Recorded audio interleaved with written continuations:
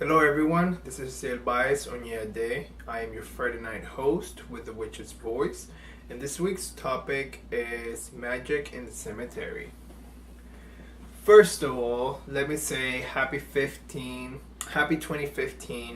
to everybody watching me and everybody watching the Witch's Voice channel.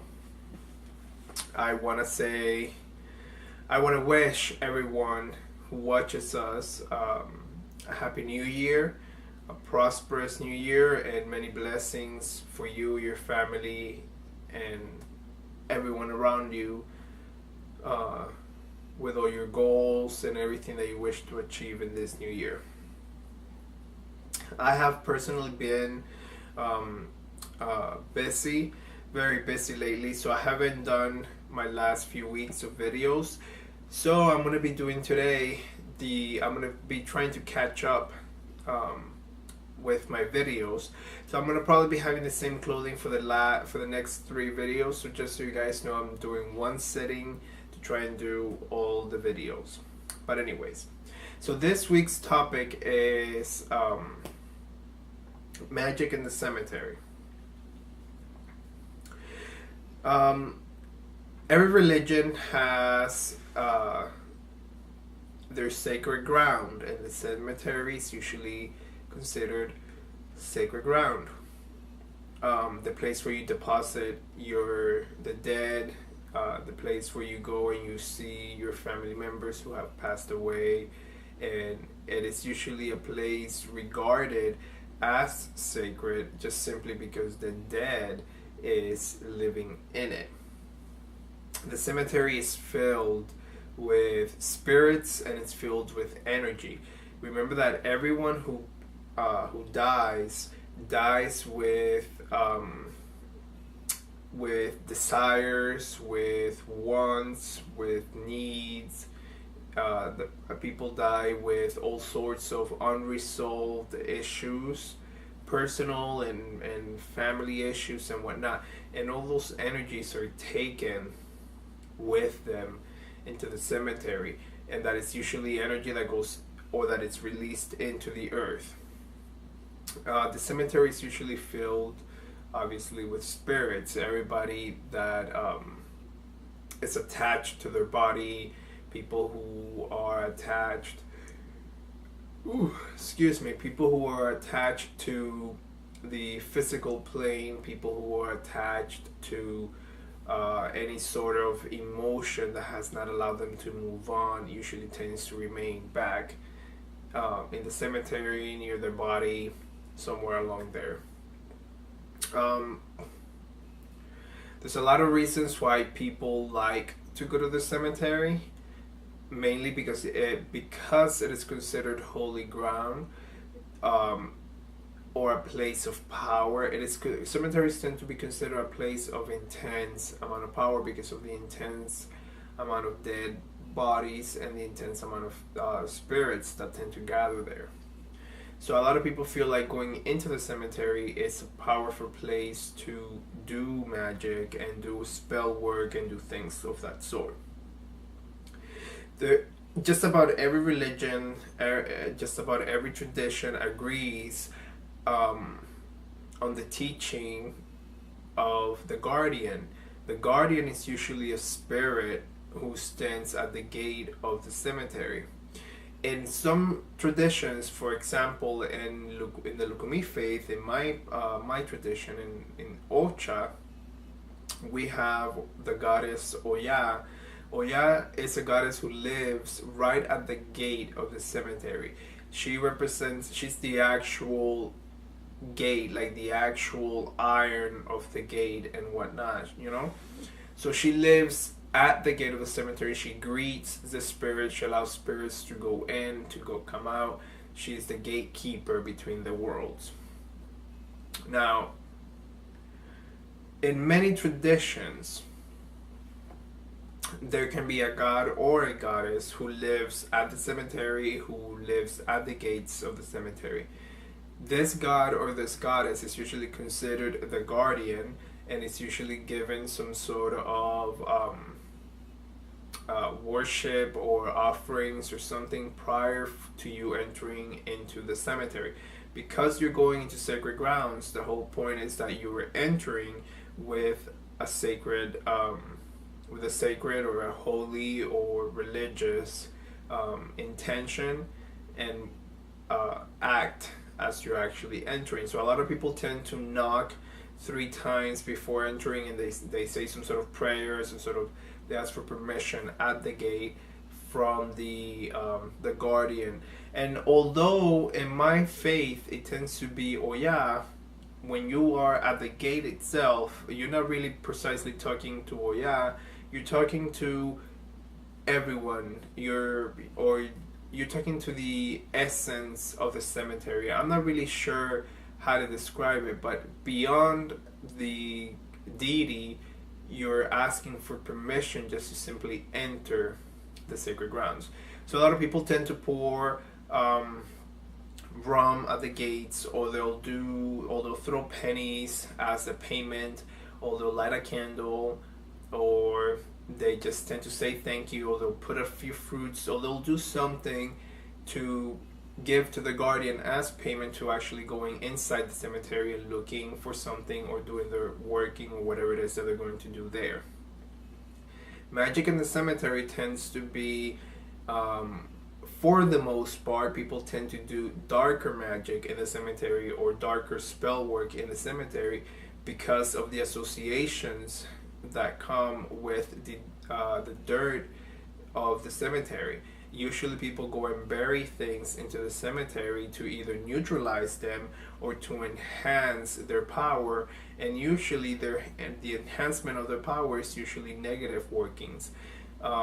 For example, because of the type of energy that the cemetery carries, you normally don't do spell work for love in the cemetery, where it makes, in my opinion at least, if you're gonna do a love spell, for example, out of your house, it makes more sense to do the it makes more sense to do the love spell, let's say, by the river or at the ocean than it does to do it at the cemetery. Now, if you were someone who is doing, for example, a banishment spell, it makes sense to do it at the cemetery, whereas in the river or in the ocean, it's more, you can technically do it too because you could be washing, but the cemetery is more of a place, it's a scarier place, or it's a place of more where you neutralize things. And if you're doing a banishment, you're trying to get rid of that person, so you're trying to neutralize that energy from ever manifesting again. So I would prefer to go to the cemetery, do a banishment, and then go to the river and do a love spell. If you're someone who's using dark magic and you're using necromancy and you're using any form of spirit control, then it will make more sense to go to the cemetery than to go to the ocean or the river or whatever. You know, that will just depend. Sometimes when you go out in nature, it just depends the place, depending upon your particular spell work and your goal from your spell work.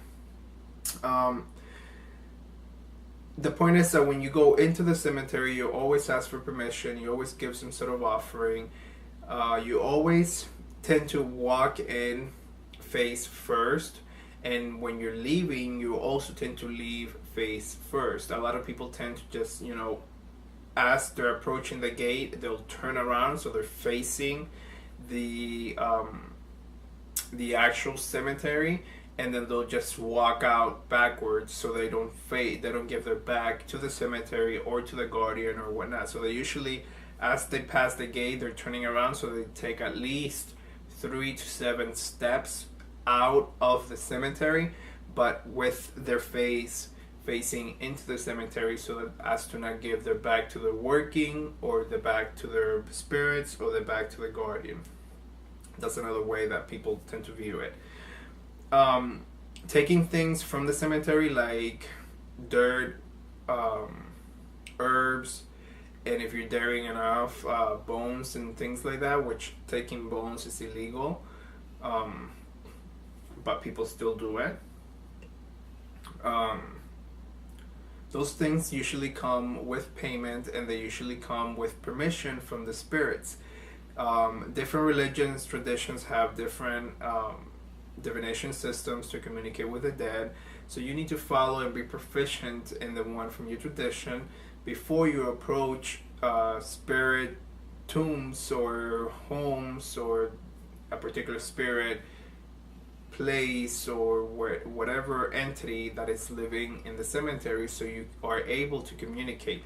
It doesn't matter what tradition you follow, what religion you follow, the spirits will understand any and every form of communication that you do, because I guess that's just simply how it works in the astral. They understand anything, so it doesn't matter. There's no particular right or wrong form of divination to communicate with the spirits in the cemetery. So whatever form you use, you just simply use it. But it is always highly recommended to use some form of divination, because you need to know whether or not the spirits are allowing you to do something with them. This is either following very strong intuition, or you're actually doing a physical form of divination in the cemetery. Whatever you're taking from the cemetery, usually you're paying for it. If you take dirt, usually in the same hole that you dug, that you made, taking the dirt out, you usually tend to pour your offerings right into there. If you're taking herbs, you usually place an offering right at the spot where the herb was. If you're taking bones, you usually have asked the spirit whether or not it wants to go home with you. I do not suggest that you people who are watching this go out there and start taking bones from cemeteries, because that's illegal, like I mentioned. Although in certain areas of the world, it is easier for people to go to the cemetery and steal bones of the dead than it is in other areas of the world, and that's pretty much the truth. I personally cannot say that I have done much in the cemetery. I will tell you guys that I have done things in the cemetery. I have done several embosses in my life, at least. I have done several embosses or magical workings in the cemetery. I have gone to leave things in the cemetery, and I have gone to pick up things from the cemetery. Legal things for the most part, technically speaking. However, I have not, although I have done embosses inside of the cemetery, they've been rather quick. I have done embosses in which I've lit several candles throughout the cemetery, for example, and I've done things like that. But I've never gone in the cemetery and sat down for like a full spell work and like sit and meditate and think about this and, you know, do these things and do those things and whatever. I've never done that personally, as of this recording at least. I tend to regard the cemetery as a very highly sacred place that you really just don't approach lightly, and I only go when necessary. And whenever I go, I always greet Oya at the door and the guardian. I tend to keep Oya and the guardian separate in my mind. She is the guardian, but I tend to keep the actual guardian as a different entity. So I tend to say a prayer to Oya and a prayer to the guardian for passage, and then I walk in. I highly recommend that when you leave the cemetery, you always do some sort of cleansing with something. It doesn't matter what. I usually take 2 or 3 brown pennies, and when I leave the cemetery, as I'm driving or something, I tend to stop at crossroads and I get off the car. I cleanse myself with the pennies and I throw them to the crossroads. And I've done it with eggs, I've done it with penny, I've done it with bread, I've done it with cloth. It doesn't matter really what you cleanse yourself with. I highly recommend to always cleanse yourself with something, sage, incense, whatever, after you have left the cemetery, prior to you getting back into your home. There's traditions that say that when you leave the cemetery, you should visit at least 2 places prior to arriving back to your house, so that any spirits that might have come with you or might have attached to you, that they get lost. So that's the tradition. I tend to just follow the thing that as I drive out, I'll just stop in crossroads and I'll do some sort of cleansing.